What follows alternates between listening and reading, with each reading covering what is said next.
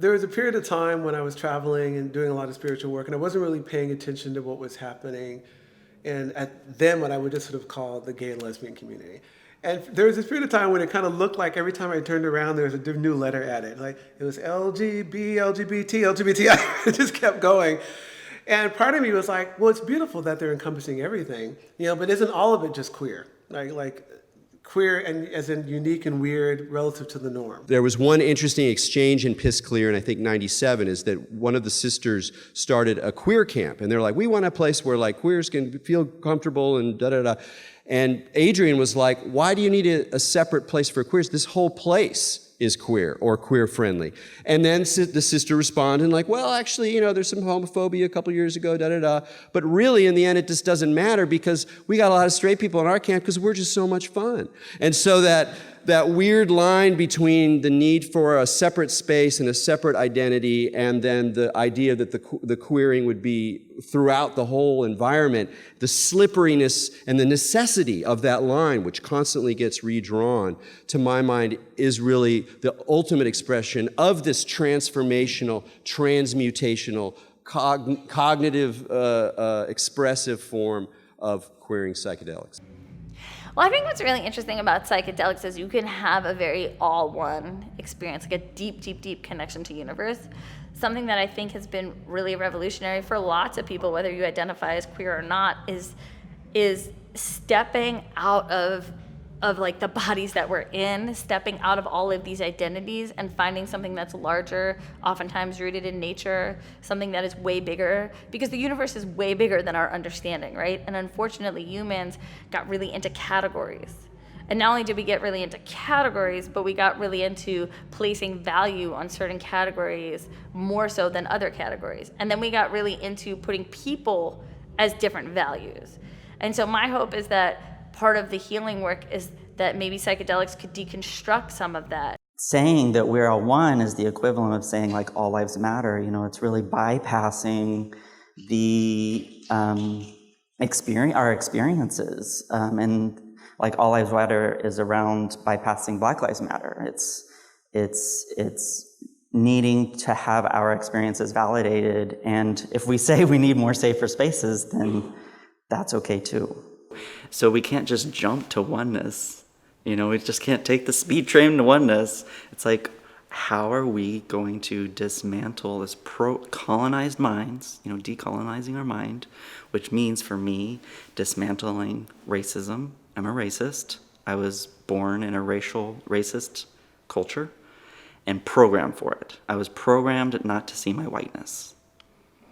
And so working on that, and it feels really uncomfortable, and right, and that's what it is. Like people want to skip their, what my teacher calls light addicted. They just want it all to be about the light. And the light and the joy, and it has to be happy. It is worth noting that queers have spent centuries disguising their identities, being two people at once, and shifting identities as needed in safe and unsafe spaces. Two-spirit people of the Native American tribes also are said to embody the identities of both sexes. The boundaries of the body and space cease to apply in the experience of many, and drinkers may also go back in time to early trauma or earlier events to view them from another perspective, and even travel to previous lives or report experiences from their future. As a queer man, and I can't speak on behalf of all queer people, but my sense is that queer people have been systematically disempowered. And part of the liberation process is to reclaim the power that we already have inside of us, not just by changing the laws or not just by transforming society, but by reclaiming our own internal power. And part of that is by owning and enacting that power in our own spiritual, psychedelic, visionary work, potentially. One of the things, if you want to take a a kind of mystical history view where there are these forces helping us along, that one of the main things that psychedelics is doing now, it's not just healing us of PTSD or whatever, it's enabling a kind of fluidity within gender and gender perspectives that has a broad consequence. We know about the 100th monkey effect. When the 100th monkey learns something, all of a sudden all the monkeys know how to do it. And I don't think we're that far of a leap away from them, to be quite honest, especially with what we're doing to the planet and so on. So we're not so advanced. So we can use our extrasensory abilities in that space to intend to create in that plane the world that we wish to see, and also embody that idea of the world we wish to see. The other day someone said, what if we were just able to give psychedelics to all these people in power that are harming us, that are being oppressive to us, right? I don't think that would exactly work. I do think that these are our guides and they're our allies. That's how I see plant medicine and psychedelic medicine. But we also need to be doing our work. We need to be doing justice work, right? We need to be having these conversations. We need to be talking about colonization and how that's affected and impacted all of us. It's important to also remember that psychedelics is not like it's not like here's your magic drug and now it's all better, right? Like this has to be done in the right set and setting. This has to be done in a way where there's real justice work.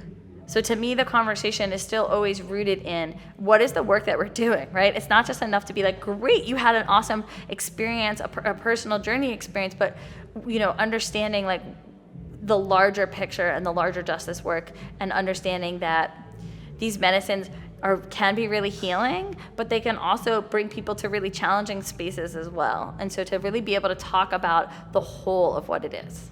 My hope is that part of this overall gesture of queering allows a kind of weird universality and difference, which means it's no longer a universal idea like we all believe in the same future, we all believe in the same God, we all believe in the same idea of what human flourishing means, but that we become very universal in our embrace of ambiguity, difference, encountering others, that it just becomes like there's a glue that's sort of spiritual, it's sort of very physical, very embodied, almost a smell, almost a kind of medicine that comes out of people's practice and people's hearts and people's stories, and allows at least the left to not spend all its time fighting these discursive battles and splintering and splitting at a point where obviously we need some larger forms of collectivity.